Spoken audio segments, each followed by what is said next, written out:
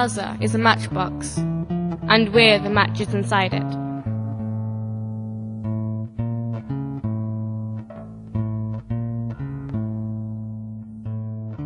The children of Gaza have no chance to express themselves because they are living in a very tight blockade within the Gaza Strip since over 4 years now.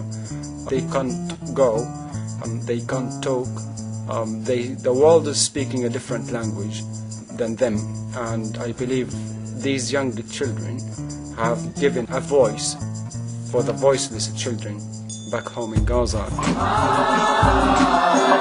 Seeing these young rich people doing something for Gaza, it's really nice thing. It reflects the humanity above all, that the world doesn't leave Gaza alone. They have support. There are 33 monologues that were written by 14 to 16-year-olds in Gaza.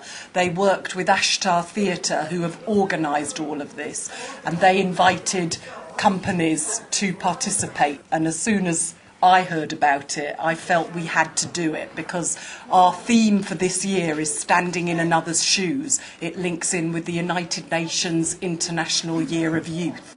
And what better way to stand in somebody else's shoes than to perform monologues written by them. Before the war, I used to feel that Gaza was my second mother. Its ground was the warm chest I could lay on. But today, I feel it's an exile. I stopped feeling it's the city of my dreams. Before the war, I used to feel that Gaza was my mother. I feel so sad, I feel so sad. I stopped feeling it is the city of my dreams.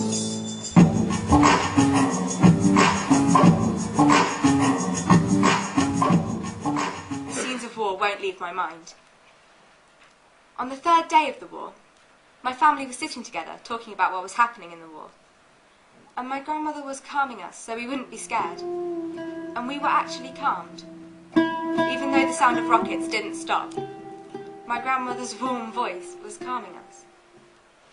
The phone rang. The lines never caught in the war, so when we heard the sound of the phone, we were happy.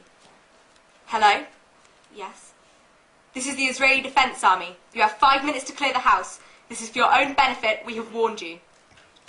I couldn't stand on my legs anymore, and everyone in the house started yelling. My grandmother was the first one to run away. It was the first time I'd seen her going so fast. We all got far away from the house and sat down to wait for the 5 minutes. They were the longest 5 minutes in history. Everybody loved him. His friends came and he went with them to school, running off the ground, flying like butterflies, as if the world were created for them. Israeli planes were in the air. The sound of a helicopter was like a monster, waiting to pounce on its prey. A car of wanted men was driving down Yarmuk Street. The butterflies were near the car. The butterfly doesn't know that the car is the fire that will burn it.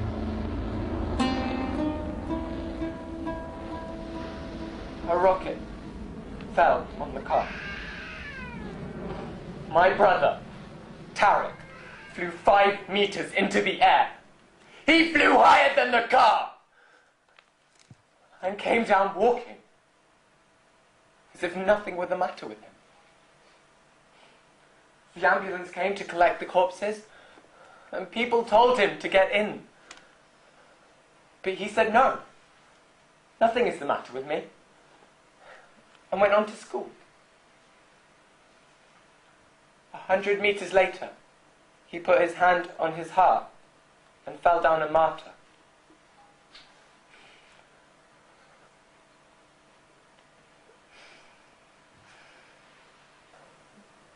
Ever since the war, I got used to sleeping in a bed alone. Before my brother was martyred, we used to share.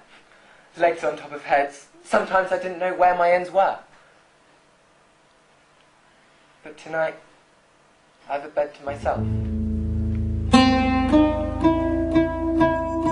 Relax, girls. Don't be be scared.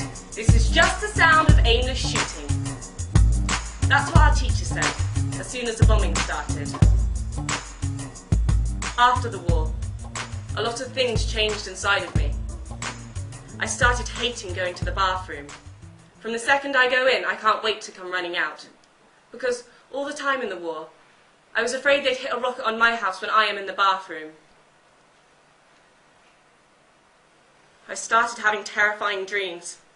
All night I have a conflict within myself, between my desire to sleep and fear of nightmares. Sleep became a monster hiding behind my eyelids. I stay like that until morning. I don't know when I slept or when I woke up.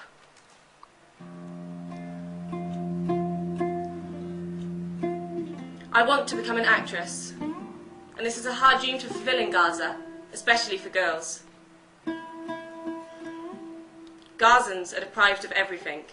Anyway, does it stop at acting? Sometimes I think people in Gaza can barely find food. They're going to go to the theatre? You know, I wish I could live in a civil democratic society, with peace and 20 cinemas, and keep watching movies, and flying in my imagination, and dreaming.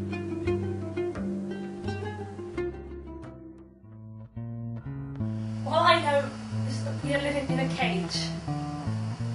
Like a bird that's caged and wants to come out, but he's besieged. Kids are dying in front of their mother's eyes. Hearts are crying and screaming out for them in the loudest voices.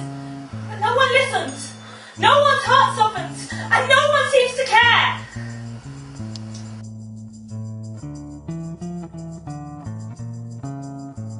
The war came and went, and we're still living it. All speeches in the world aren't going to warm up a cold person or someone sleeping in the tent after a war. The crisis is that the whole world is watching us, like there's nothing going on, and they're still making speeches.